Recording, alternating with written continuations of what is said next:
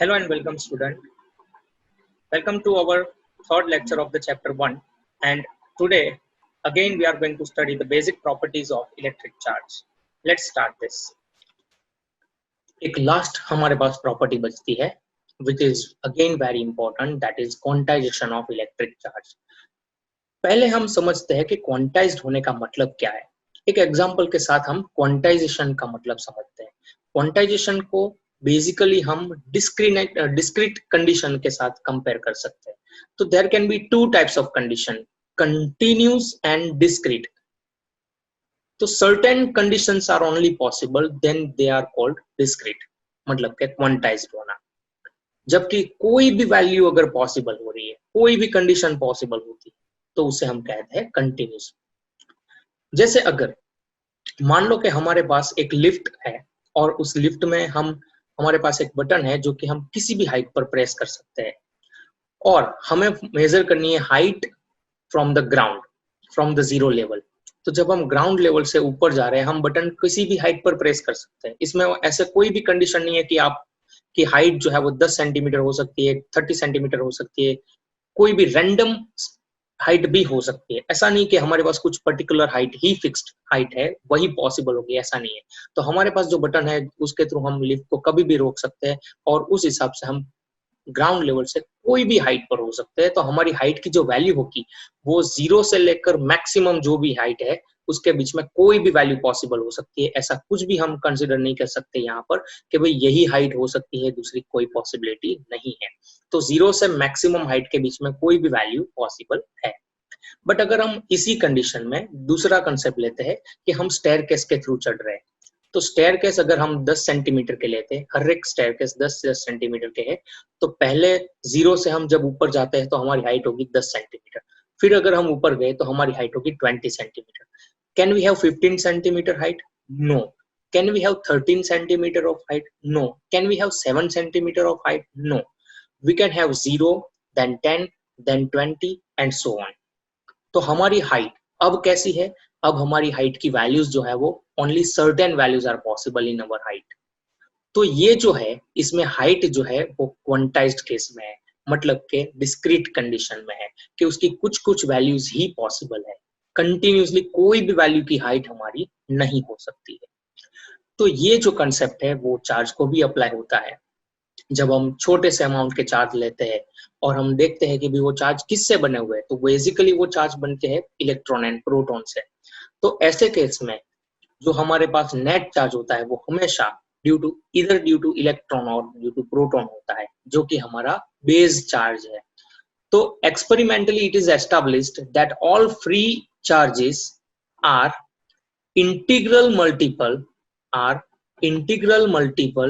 Of the basic units of electric charge, जिसको हम E से डिनोट करते हैं. मतलब कि हमारा जो भी नेट चार्ज होता है वो हमेशा integral multiple n times of base charge, that is E. तो integral multiple of base charge मतलब n टाइम्स E रहेगा. ये हमारा नेट चार्ज जो है उसकी फॉर्मूला हो गई. इस कंसेप्ट को हम कहते हैं क्वांटाइजेशन ऑफ चार्ज. वापस से इस कंसेप्ट को हम देखते हैं कि बेसिकली ये क्या कहना चाहता है. तो जो भी हमारा फ्री इलेक्ट्रिक चार्ज है, जो हमारे फ्रीली हमें अवेलेबल चार्ज हमें मिलता है, बराबर है, नेचर में हमें जो चार्ज फ्रीली अवेलेबल होता है वो हमेशा बेस चार्ज के इंटीग्रल मल्टीपल में रहेगा. जो हमारा बेस चार्ज है मतलब कि इलेक्ट्रॉन या तो प्रोटॉन, उसके इंटीग्रल मल्टीपल में रहेगा. ये कंसेप्ट एक्चुअल में क्या कहना चाहता है in simplest way if I want to explain it. तो जैसे कि मान लो हमारे पास कुछ चार्ज है, सिस्टम के पास कुछ चार्ज है, that is only because of the electron. Suppose उसके पास इलेक्ट्रॉन की वजह से चार्ज है. तो कितने इलेक्ट्रॉन्स होंगे? 2 इलेक्ट्रॉन, 3 इलेक्ट्रॉन, 4 इलेक्ट्रॉन, ऐसे इलेक्ट्रॉन होंगे. कभी हमारे पास 2.5 इलेक्ट्रॉन या 3/4 इलेक्ट्रॉन ऐसा कुछ हो सकता है? नहीं हो सकता. हमारे पास पूरा एक इलेक्ट्रॉन ही आएगा, हमें इलेक्ट्रॉन के टुकड़े कभी नहीं मिलने वाले. एंड दैट इज व्हाई हमारा जो भी चार्ज होगा वो हमें किस फॉर्म में मिलेगा? 1 electron, 2 electron, 3 electron, n electron, मतलब n टाइम्स E के फॉर्म में मिलेगा. ई हमारा बेस चार्ज है। इलेक्ट्रॉन या तो प्रोटॉन का जो चार्ज होता है उसे हम ई से रिप्रेजेंट करते हैं। इलेक्ट्रॉन या तो प्रोटॉन का जो चार्ज होता है उसे हम ई से रिप्रेजेंट करते हैं। For electron it is minus E and for proton it is plus E. तो यहाँ पर जो हमारा बेस चार्ज है, वो बेस चार्ज जो है वो हमेशा फिक्स रहता है, या तो इलेक्ट्रॉन या तो प्रोटॉन, और वो हमारे पास हमेशा पूरे फॉर्म में होता है। कभी भी 1/3 या 2/3 या 3/4 ऐसे कोई भी फॉर्म में इलेक्ट्रॉन प्रोटॉन हमें नहीं मिलते। हमेशा पूरा इलेक्ट्रॉन या पूरा प्रोटॉन मिलेगा, तो चार्ज भी उसी हिसाब से मिलेगा, पूरा मिलेगा। तो मतलब कि अगर हमारे पास जो भी चार्ज है, मान लो कि प्रोटॉन्स की वजह से है, तो पॉजिटिव चार्ज है तो प्रोटॉन्स की वजह से होगा, तो वो चार्ज भी हम कैसे काउंट करेंगे? तो due to 1 proton, 3 proton, 10 proton. तो ऐसे केस में हमारे पास 10e ये हमारा चार्ज होगा सिस्टम का। तो 10 जो है वो क्या है? इंटीग्रल मल्टीपल ऑफ ई, मतलब हमारा base charge, that is electron, इधर इलेक्ट्रॉन और दी proton, where n is the integral value and it can be positive or negative, positive for proton and negative for the electron. तो यहाँ पर जैसे कि हम बात करते हैं इलेक्ट्रॉन के लिए, नॉर्मली हम माइनस ई बेस चार्ज कंसिडर करते हैं, एंड प्रोटॉन के लिए हम नॉर्मली प्लस ई चार्ज जो है बेस चार्ज के फॉर्म में कंसिडर करते हैं। This is the convention, this is just a convention. ये हम सालों से यही हम करते आ रहे हैं, तो हम इसी को फॉलो करेंगे, that is the thing. The fact that the electric charge is always an integral multiple of E is termed as quantization of charge. ये जो concept है कि Q is always equals to integral multiple of E, मतलब Q is always equals to n times E, इस concept को हम कहते हैं quantization of electric charge. तो there are large number of situation in which we have to consider this quantization, but ऐसी भी बहुत सारी चीजें हैं जिसमें quantization consider नहीं किया जाता, वो भी हम आगे देखते हैं। This concept was established by Millikan, ये उसने डेमोन्स्ट्रेट करके बताया था इलेक्ट्रिक चार्ज की जब वैल्यू फाइंड की थी उसमें। इन एन इंटरनेशनल सिस्टम, मतलब ऐसा यूनिट जो है चार्ज का वो कूलम है। चार्ज का जो ऐसा यूनिट है वो कूलम के नाम से हमने उसको रखा हुआ है। अगर आप पूरा नाम लिखते हैं तो पूरे लेटर्स जो है वो स्मॉल में आएंगे, पहला लेटर भी कैपिटल नहीं होगा, कोई भी लेटर कैपिटल नहीं होगा, सारे के सारे स्मॉल लेटर्स होंगे। बट अगर हम सिंबल के फॉर्म में रखें तो as per the SI rule symbolic form जो है वो हमेशा पहला लेटर कैपिटल होता है। तो जिसमें यहाँ पर कूलम का ओनली सी इज यूज्ड, तो सी जो है वो कैपिटल रहेगा। 1 कूलम मतलब कितना चार्ज होता है? तो अगर मैं एक वायर ले लेता हूँ, कोई भी क्रॉस सेक्शन का, cross section doesn't make any sense over here, कोई भी क्रॉस सेक्शन का वायर ले रहा हूँ, वायर में से जो करंट पास हो रहा है वो 1 एम्पियर का है। 1 एम्पियर करंट जब इसमें से पास हो रहा है, ऐसे केस में मैं किसी एक क्रॉस सेक्शन को ऑब्जर्व कर रहा हूँ, किसी एक क्रॉस सेक्शन को ऑब्जर्व कर रहा हूँ 1 सेकंड के लिए, और 1 सेकंड में मैं देखता हूँ कि इसमें से कितना चार्ज पास हुआ। तो 1 सेकंड में जितने भी अमाउंट ऑफ चार्ज पास हुए, जब उसमें से 1 एम्पियर करंट फ्लो हो रहा है, और ऐसे केस में 1 सेकंड में कितने अमाउंट ऑफ चार्ज पास हुए, उस अमाउंट को मैं कहूंगा 1 coulomb charge.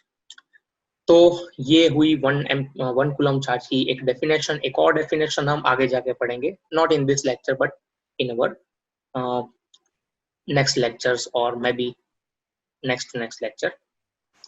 In this system, the value of the basic unit of charge is, basic unit जो हमारा है, बेस यूनिट जो इलेक्ट्रॉन या तो प्रोटॉन का चार्ज है वो कितना होता है? इलेक्ट्रॉन या तो प्रोटॉन का जो चार्ज होता है वो होता है 1.6 into 10 to the power minus 19 coulomb. तो आप देख सकते हो कि 1 कूलम के कंपैरिजन में इलेक्ट्रॉन या प्रोटॉन का चार्ज कितना छोटा होता है, 10 to the power minus 19 के फॉर्म में होता है। इट्स वेरी वेरी स्मॉल, और इसी वजह से 1 कूलम का चार्ज जो है वो बहुत बड़ा हो जाता है। और वो समझने के लिए यहाँ पर हम एक एग्जांपल लेते हैं कि मान लो कि हमारे पास एक सिस्टम है जिसमें हमारे पास चार्ज कितना है, तो वो है -1 कूलम जितना चार्ज। कितना चार्ज है? -1 कूलम जितना चार्ज। तो इस -1 कूलम के लिए हमें कितने इलेक्ट्रॉन्स चाहिए? तो अब इसमें हमारे पास फॉर्मूला है Q is equal to n e. Actually electron के लिए माइनस होता है, तो माइनस अभी हम बाजू में रखते हैं। तो Q is equals to minus n e, और इस हिसाब से N इज इक्वल टू हो जाएगा Q बाई E। तो N की जो फॉर्मूला है क्या है? Q upon E। तो Q कितना है? 1 कूलम। वैल्यू वाइज अगर हम देखें तो 1 कूलम। माइनस रखना है तो -1, और डिनोमिनेटर में क्या होगा, डिनोमिनेटर में 1.6 इंटू 10 टू द पावर -19, ये भी माइनस करना पड़ेगा, यहाँ पर भी माइनस आएगा। ऐसा क्यों होगा, दोनों पर माइनस क्यों है? तो पहली बात, चार्ज जो है वो तो नेगेटिव है ही, बट नीचे हम इलेक्ट्रॉन का चार्ज ले तो है वो भी नेगेटिव होगा। तो इस वजह से जैसे कि यहाँ पर मैं लिख देता हूँ वो कि फॉर्मूला में ही नेगेटिव आना चाहिए, and that is why n जो हमें मिलेगा वो पॉजिटिव रहेगा, क्योंकि नंबर कभी भी नेगेटिव नहीं हो सकता, number has to be positive only. तो नंबर जो हमें मिलेगा वो कितना मिलेगा, यहाँ पर हमें ये वैल्यू जो है वो कैलकुलेट करके दी हुई है, कितनी है वैल्यू, 6.25 इंटू 10 टू पावर 18। तो आप देख सकते हो कि total 6.25 into 10 to the power 18 number of electrons मिलके 1 कूलम चार्ज क्रिएट होता है। तो यू कैन इमेजिन के कितने लार्ज नंबर ऑफ इलेक्ट्रॉन्स चाहिए तब जाके 1 कूलम चार्ज जो है वो जनरेट हो पाएगा।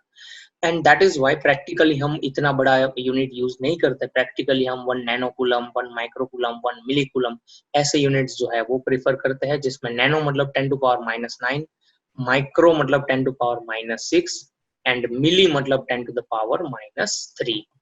तो मिली कूलम जो है, माइक्रो कूलम है, नैनो कूलम है, ऐसे चार्जेस के यूनिट हम छोटे छोटे यूनिट जो है वो हम यूज करते हैं। Protons and electron are the only basic charge, मतलब कि पूरे सिस्टम में कोई और दूसरा बेस चार्ज नहीं है।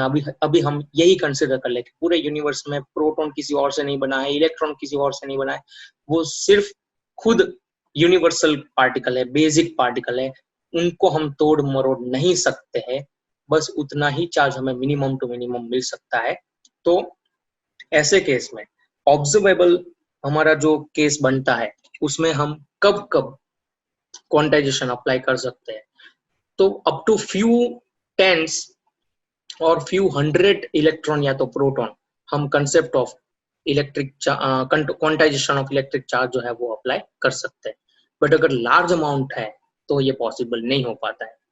यहाँ पर एक और तरह से हम इसको स्टडी करते हैं कि अगर हमारे पास n1 नंबर ऑफ इलेक्ट्रॉन्स है and n2 number of protons है, तो हमारे पास टोटल चार्ज कितना होगा। तो जैसे कि हम एडिटिविटी का रूल जानते हैं कि टोटल चार्ज मतलब positive charge plus negative charge जो भी है वो हमें ऐड करना है। तो यहाँ पर n2 टाइम्स हमारे पास पॉजिटिव चार्ज है एंड n1 टाइम्स हमारे पास इलेक्ट्रॉन्स है, मतलब कि नेगेटिव चार्ज है। तो इसमें से जब हम E को कॉमन निकालेंगे तो फॉर्मूला हमारे पास आ जाएगा n2 minus n1 whole into E। तो n2 मतलब number of protons minus number of electrons and whole into E। तो ये हमारा नेट चार्ज हो जाएगा। और अगर हम आगे बढ़े और देखें कि भी कब कब कौन सी कंडीशन में क्वांटाइजेशन हम अप्लाई कर सकते हैं और कौन सी कंडीशन में नहीं, तो उसके बारे में अब हमें देखना है। तो जब क्वांटाइजेशन अप्लाई होता है तो जब चार्ज ऐड होता है या उसमें से चार्ज कम हो रहा है, वो उसमें भी हमें क्वांटाइजेशन को कंसिडर करना पड़ेगा। मतलब कि अगर किसी सिस्टम में n number of electrons add हो रहे हैं तो उसका चार्ज Ne जितना ऐड होगा, तो वैसे ही अगर इलेक्ट्रॉन्स रिमूव हो रहे हैं तो n number of electrons are removed suppose, then the total charge will decrease by Ne। तो इसमें भी हमारा Ne का कंसेप्ट आ रहा है, क्वांटाइजेशन का कंसेप्ट जो है वो आ रहा है। बट अगर ऐसा केस है जैसे कि नैनो कूलम है, माइक्रो कूलम है, मिली कूलम है, जो कि बहुत लार्ज है, मैक्रोस्कोपिक चार्ज है compare to electron and proton. Electron proton 10 to power -19 है, तो उसके कंपैरिजन में -9, -6, -3 मतलब नैनो, माइक्रो या मिली, ये सारे क्वांटिटीज जो है वो लार्ज क्वांटिटीज है compare to electron and proton. तो इलेक्ट्रॉन एंड प्रोटॉन के कंपैरिजन में माइक्रो कूलम या मिली कूलम या नैनो कूलम ये मैक्रोस्कोपिक लेवल का चार्ज होता है। और इतने बड़े अमाउंट के चार्ज के कंसेप्ट की जब हम बात करते हैं तो उसमें हम क्वांटाइजेशन का कंसेप्ट कभी भी अप्लाई नहीं कर सकते। मैं आपको एक छोटे से एग्जांपल के साथ ये समझाता हूँ। मान लो कि जैसे किसी इंसान के पास थाउजेंड्स ऑफ करोड़ इनकम है, थाउजेंड्स ऑफ करोड़ की प्रॉपर्टी है, और उसमें से मैं क्या कह रहा हूँ कि मैं उसको 10 रुपए दे रहा हूँ या उसने किसी को 50 रुपए दिए। अब उसकी टोटल वेल्थ में कितना चेंज हुआ, तो वो हम कंसिडर ही नहीं कर पाएंगे। हम उसकी इनकम कितनी करेंगे, हम उसकी इनकम को थाउजेंड्स ऑफ करोड़ ही देखेंगे। तो थाउजेंड्स ऑफ करोड़ में 50 रुपए या 10 रुपए का चेंज अगर आता है तो वो चेंज हम कभी कंसिडर नहीं करते। चलो इतनी बड़ी अमाउंट नहीं है, अगर मान लो किसी इंसान के पास 1 लाख रुपए है और उसको किसी ने 25 पैसे दिए, अब वो कितने पैसे उसके पास हो गए, तो उसको भी हम कंसिडर नहीं करते, उसको भी हम यही कंसिडर करते हैं कि भाई वो उसके पास 1 लाख रुपए है, मतलब कि वो लखपति है, तो वो लखपति ही रहेगा। उसके 25 पैसे कम होने की वजह से लखपति का वो हजारोंपति में कन्वर्ट नहीं हो जाता है।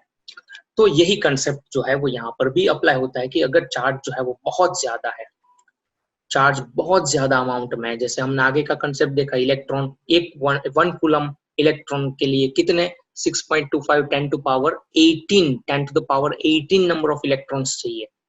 तो ऐसे केस में इतने बड़े लार्ज अमाउंट में जो इलेक्ट्रॉन्स अगर हमारे पास है या प्रोटॉन्स हमारे पास है, तो फिर हम क्वांटाइजेशन जो है वो अप्लाई नहीं करते। At this scale the fact that the charge of a body can increase और decrease in N E form, मतलब के एन ई के फॉर्म में वो इंक्रीज डिक्रीज हो रहा है, वो हमें दिखाई नहीं देगा, क्योंकि बहुत बड़ी क्वांटिटी है, उसमें बहुत लास्ट लास्ट के डिजिट में चेंज हो रहा है। तो क्वांटिटी इतनी बड़ी है और इसके लास्ट लास्ट में कोई चेंज हो रहा है जो कि हम काउंट भी नहीं कर रहे, काउंटेबल ही नहीं है। जैसे कि हमारे सिर के कुछ बाल गिर गए और हमारा वेट कितना चेंज हुआ, तो अगर वो चेंज हमें मेजर करना है तो वो काउंटेबल मेजरेबल नहीं हो पाएगा। तो दैट इज वाई ऐसी कंडीशन को हम निग्लेक्ट करते हैं और हमारा मास हम ऑलमोस्ट कांस्टेंट कंसिडर करते हैं। तो ग्रेनी नेचर मतलब कि जैसे सीड्स को हम 1 2 3 ऐसे काउंट करके नहीं लेते हम, बराबर। मान लो कि मैं आपको ये बोलूं कि आपको 10 सीड्स ऑफ राइस लाने हैं, तो आप 1 2 3 ऐसे 10 सीड्स ऑफ राइस करेंगे। बट मैं अगर आपको ये कहूं कि आपको 1 kg राइस लेकर आना है, तो क्या आप उस टाइम पर भी 1 राइस का सीड, सेकंड राइस का सीड, थर्ड राइस का सीड ऐसा करेंगे? नहीं।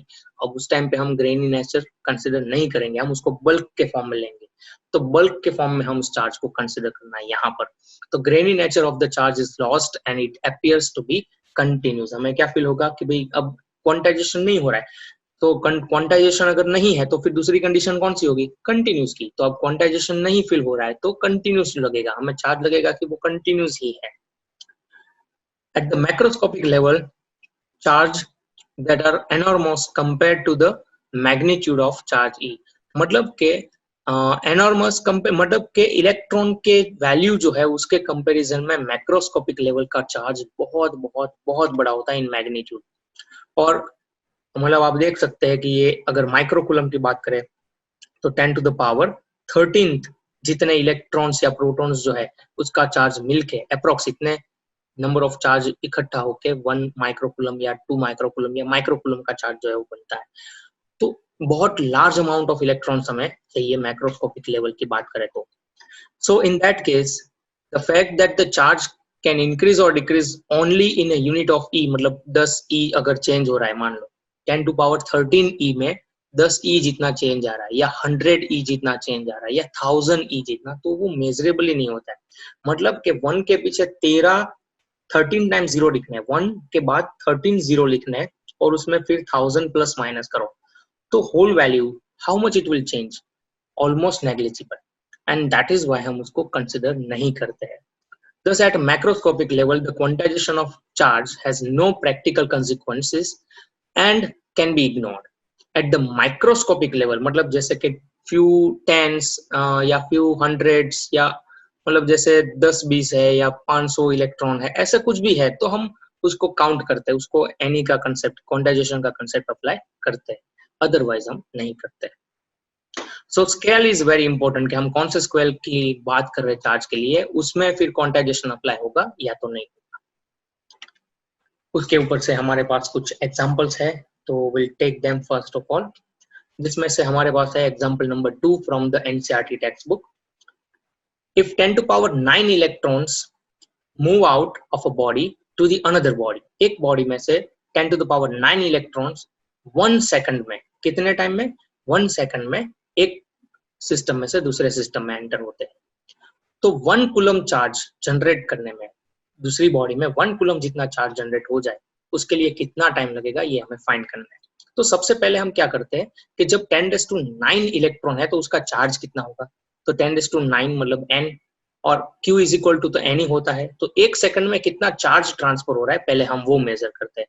तो जैसे कि आप देख सकते हैं यहाँ पर, तो इलेक्ट्रिक चार्ज है हमारे पास और उसका करस्पॉन्डिंग टाइम है, तो Q is equals to n into E, इतना charge, n number of charge, इतने चार्ज कितने टाइम में पास हो रहे हैं, कितने टाइम में पास हो रहे हैं, 1 सेकंड में। 1 सेकंड में 10⁹ टाइम्स ई मतलब के 1.6 इंटू 10⁻⁹ कूलम पास हो रहा है। तो हमारा क्वेश्चन है कि 1 कूलम के लिए कितना टाइम लगेगा। हमारा क्वेश्चन 1 कूलम का है, हमारा पास क्वेश्चन है electric charge, if electric charge has a value 1 then how much will be the time, ये हमारा क्वेश्चन है। तो अब हम क्या करेंगे, तो वैल्यू क्या हो जाएगी 1 into 1 divide by the whole, तो 1 into 1 divide by the Q is equals to n e. तो इसकी वैल्यू हमें मिली 0.625 10⁻10 के हिसाब से 6.25 10⁻9 सेकेंड। तो इतना सेकेंड्स जो है वो हमें मिलेगा। अब इसको अगर मैं ईयर में कन्वर्ट करना चाहूँ तो पूरा 1 ईयर जो है वो होता है 365 days approx into 24 hours and 3600 seconds. तो ईयर को मैंने सेकंड में कन्वर्ट कर दिया और उससे डिवाइड किया। तो ईयर जितने टाइम से डिवाइड किया तो मुझे नंबर ऑफ ईयर्स मिलेंगे, जो कि कितने मिले, तो वो हमें मिलते हैं approx 200 years. So just think about it कि एवरी सेकंड 10⁹ इलेक्ट्रॉन तो जा रहे हैं, 10⁹ is again a very huge value, उतने इलेक्ट्रॉन तो एवरी सेकंड जा रहे हैं। फिर भी 1 कूलम जितना चार्ज होने में 200 साल लग जाएंगे। तो आप सोच सकते हो कि 1 कूलम चार्ज जो है वो कितना ह्यूज अमाउंट है, बराबर। 10⁹ के कंपैरिजन में भी 1 कूलम चार्ज का जो चार्ज है वो कितना ह्यूज अमाउंट है। सो दिस इज व्हाई कि हम मैक्रोस्कोपिक लेवल में क्वांटाइजेशन को कंसिडर नहीं करते। दूसरा हमारे पास एनसीईआरटी की टेक्स्ट बुक का एग्जांपल नंबर 3 है, जिसमें हमें यहाँ पर पूछा है कि how much positive and negative charge will be there in a cup of water whose capacity is of 250 gram. तो ये 250 ग्राम हमें क्वेश्चन में नहीं दिया है, बट हमें कंसिडर करना है कि 250 ग्राम का एक कप है जिसमें 250 ग्राम जितना वाटर है, और उस वाटर के अंदर कितने number of positive and negative charge हो सकते हैं। अब जैसे कि हमें पता है Q इज इक्वल टू तो n नंबर ऑफ E होता है, तो हमें चाहिए number of protons and number of electrons. Proton lies in the nucleus, तो हमें इंफॉर्मेशन चाहिए कि न्यूक्लियस के अंदर कितने प्रोटॉन्स है। तो यहाँ पर न्यूक्लियस जो है वो किसके लेंगे हम, तो पानी के मॉलिक्यूल्स की बात करनी है हमें। तो पानी का जो मॉलिक्यूल है H2O, तो जिसमें से सबसे पहले हम बात करें हाइड्रोजन की, तो हाइड्रोजन जो है, हाइड्रोजन एटम के पास एक प्रोटॉन होता है और एक इलेक्ट्रॉन होता है, बराबर। तो ये है प्रोटॉन के नंबर की वैल्यू और ये है इलेक्ट्रॉन के नंबर की value. Okay, so this are proton and this are electron. तो हाइड्रोजन के पास एक प्रोटॉन एक इलेक्ट्रॉन होता है, जबकि ऑक्सीजन जो है उसके पास होते हैं टोटल 8 प्रोटॉन्स एंड 8 इलेक्ट्रॉन्स। तो अब हमारे पास पानी की बात करें, वाटर मॉलिक्यूल, तो उसमें होता है H2O, मतलब के 2 हाइड्रोजन एंड 1 ऑक्सीजन। तो उस हिसाब से प्रोटॉन की बात करें तो 2 प्रोटॉन एंड 8 प्रोटॉन मिलकर 10 प्रोटॉन्स और सिमिलरली 10 इलेक्ट्रॉन्स हमें मिलेंगे। तो एक मॉलिक्यूल में कितने 10 प्रोटॉन्स एंड 10 इलेक्ट्रॉन्स होते हैं। हमें तो यही पता नहीं है कि 250 में कितने मॉलिक्यूल्स है। तो सबसे पहला हमारा काम क्या होगा कि 250 ग्राम वाटर के अंदर कितने नंबर ऑफ मॉलिक्यूल्स है उसको मेजर करना। तो यहाँ पर हम थोड़ी इंफॉर्मेशन जो है वो मेंशन कर देते हैं सबसे पहले। तो सबसे पहला जो पॉइंट है यहाँ पर जो हम मेंशन कर रहे हैं वो है उसका मॉलिक्यूलर मास। मॉलिक्यूलर मास मतलब के 1 मोल का मास। तो 1 मोल मतलब कि हमें पता है 6.02 इंटू 10⁻23 मॉलिक्यूल्स होंगे, इतने मॉलिक्यूल्स होंगे, और उसका मास कितना होगा 18 ग्राम। तो H2O का जो मॉलिक्यूलर मास होता है वो 18 ग्राम होता है, ऑक्सीजन का 16 एंड हाइड्रोजन का 1, ऐसे 2 हाइड्रोजन है तो 2, तो 16 + 2 हो जाता है 18 ग्राम पर मोल। ओके, अब यहाँ पर अगर हम देखें तो म्यू का जो फॉर्मूला है मोल मेजर करने का वो क्या है, तो नंबर अपॉन एवोगैड्रो नंबर, ये हमें मोल देता है। वैसे ही मास अपॉन मॉलिक्यूलर मास भी मोल देता है। तो हम ये दोनों रिलेशन को कंपेयर कर देते हैं। कंपेयर करने के बाद n को अगर मैं सब्जेक्ट बनाऊं तो वो मुझे मिलता है mass into Avogadro number upon molecular mass. तो यहाँ पर हमारा जो मास है वो 250 ग्राम, मॉलिक्यूलर मास जो है वो 18 है। ये जो 250 ग्राम दिया है वो हमें m दिया हुआ है और Na की वैल्यू यहाँ पर ऑलरेडी दी हुई है। अब ये सारी वैल्यूज इसमें सब्स्टिट्यूट करते हैं, जैसे कि हमारे पास वैल्यू ऑफ m है 250 ग्राम, फिर Na अपॉन मॉलिक्यूलर मास। तो ये हमें क्या मिलता है, ये हमें मिलता है number of molecules in the glass. हर एक मॉलिक्यूल के पास 10 प्रोटॉन है, 10 इलेक्ट्रॉन है, तो उस हिसाब से total number of protons and electrons हो जाएंगे 10 times of n, 10 times of the molecules, बराबर। तो अगर एक मॉलिक्यूल के पास 10 प्रोटॉन है तो n मॉलिक्यूल के पास कितना होगा, 10n मॉलिक्यूल्स हो जाएंगे, 10n प्रोटॉन्स 10n इलेक्ट्रॉन्स हो जाएंगे। तो इस हिसाब से अब हमें टोटल पॉजिटिव चार्ज कितना मिलेगा, Q is equals to Ne, but यहाँ पर पॉजिटिव n, क्योंकि प्रोटॉन का जो चार्ज होता है वो पॉजिटिव होता है। दूसरी बात, Np की वैल्यू हमारे पास कितनी है, 10 times n, 10 times n into E। तो n की जो फॉर्मूला है, n की जो वैल्यू है वो यहाँ पर हमें ऑलरेडी दी हुई है, तो उसका हम यूज करेंगे यहाँ पर। तो n इंटू 10 इंटू E, तो टोटल मिला के हमें इतना पॉजिटिव चार्ज मिला। और क्योंकि water is a neutral system तो नेगेटिव चार्ज भी हमें उतना ही मिलेगा, बट अगर फिर भी हमें मेजर करना है तो ये हमारा फॉर्मूला है Q is equal to minus Na, और हमें पता है n कितना होगा, 10 टाइम्स n इंटू E। तो 10 टाइम्स n इंटू E, तो ये 10 टाइम्स n, ये पूरा n इंटू E, सबकी वैल्यू रख के हमें उतना ही नेगेटिव चार्ज मिलेगा।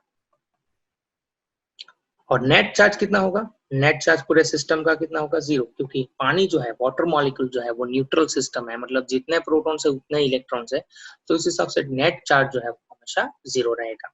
सो this was our example number 3 of NCERT textbook.